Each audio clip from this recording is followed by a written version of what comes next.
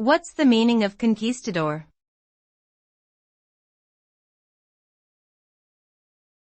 Conquistador.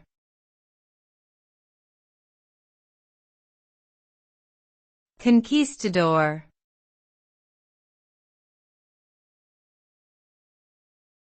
Conquistador.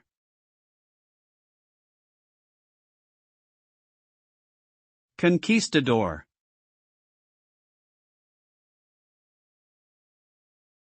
The term conquistador refers to a Spanish soldier or adventurer who participated in the conquest of the Americas in the 16th century. These individuals were primarily motivated by the desire for wealth and power, and they played a significant role in the colonization of the region. The legacy of the conquistadors is complex, as their actions often involved violence, exploitation, and the destruction of existing cultures and societies.